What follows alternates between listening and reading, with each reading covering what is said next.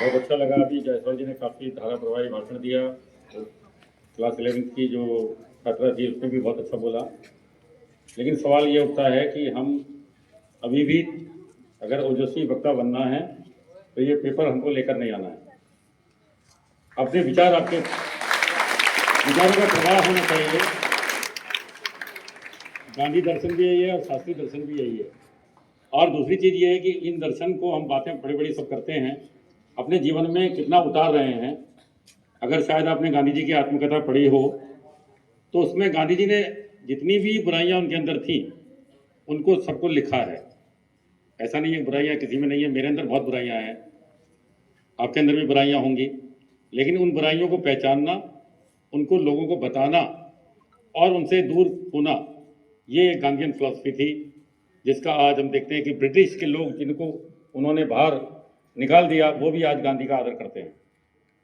Gandhi ji cigarette भी पीते थे और गांधी जी ने अपनी आत्मकथा में इसको स्वीकार किया।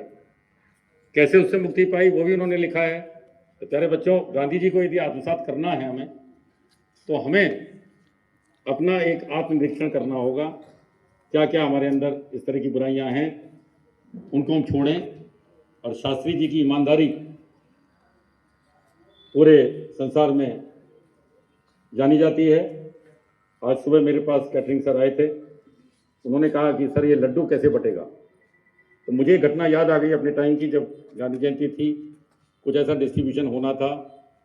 तो हमारे यहाँ एक बहुत सम्मानित व्यक्ति पूर्वांचल यूनिवर्सिटी से आए हुए थे, तो वो हमसे पूछने लगे कि आप लोग क्योंकि ड्यूटी क्या लगी है। तो हमने कहा कि लड्डू या जो चीज़ बट रही थी, मुझे याद नहीं क्या बटा था, कि बांटने में लगी हुई है।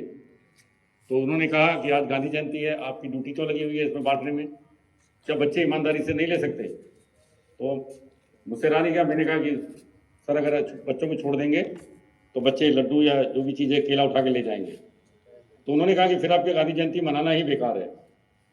अगर इतनी बच्चों के अंदर ईमानदारी नहीं है या आप उनको इस तरह की एजुकेशन नहीं दे पाए हैं तो फिर गांधी जयंती मनाने का कोई औचित्य नहीं है। लाल बहादुर शास्त्री की ईमानदारी को मनाने का कोई औचित्य नहीं है।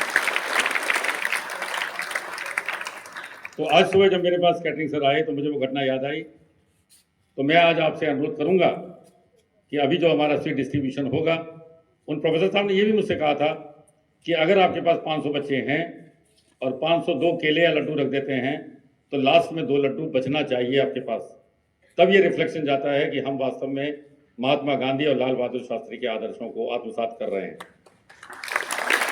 और अगर ऐसा नहीं होता तो फिर हमें अभी आत्ममंथन की और अधिक आवश्यकता है। तो प्यारे बच्चों, आज हम एक ऑनेस्टी का, ईमानदारी से जीने का एक प्रण लें। हम गांधी जी के, कोई दूसरा व्यक्ति गांधी नहीं बन सकता, कोई दूसरा व्यक्ति शास्त्री नहीं बन सकता, लेकिन उनके 1 या 2 मानदंडों को यदि हम अपने जीवन में आत्मसात कर लें तो शायद हमारा जीवन सफल हो जाए। मेरी यही ऐसी कामना है। आज विजयदशमी है, मैं आप सभी को विजयदशमी की भी शुभकामनाएं देता हूँ। हम लोग विजयदशमी बहुत अच्छी तरह से सेलिब्रेट करेंगे। शाम को रावण दहन करेंगे। हमारे जो एन के पांडे जी हैं वो पूरी तैयारी कर रहे हैं और बहुत अच्छी तरह से उसको भी हम डिसिप्लिन वे में, क्योंकि गांधी के पास जो अनुशासन सबसे बड़ी उनकी एक नीति थी। गांधी का अनुशासन भी जाना जाता है, गांधी का अर्थशास्त्र भी जाना जाता है, गांधीयन फिलॉसफी, जैसा सर ने बताया कि रिसर्च करते हैं लोग, तो गांधीयन फिलॉसफी को हम आज तक बड़ी बड़ी यूनिवर्सिटी के लोग भी नहीं समझ पा रहे हैं। वो दर्शन क्या है, उस दर्शन में क्या क्या राज छिपे हुए हैं, रोज नई रिसर्च आती है। तो हम आज गांधी और शास्त्री जी के आदर्शों को अपनाते हुए, और बहुत ही शुभ अवसर है कि ऐसे महापुरुषों का आज जन्मदिन और विजयदशमी दोनों एक साथ आए हैं, तो हम अपने जीवन को क्यों ना आज उन्नति की ओर अग्रसर करें, सफलता के मानदंडों को प्राप्त करें।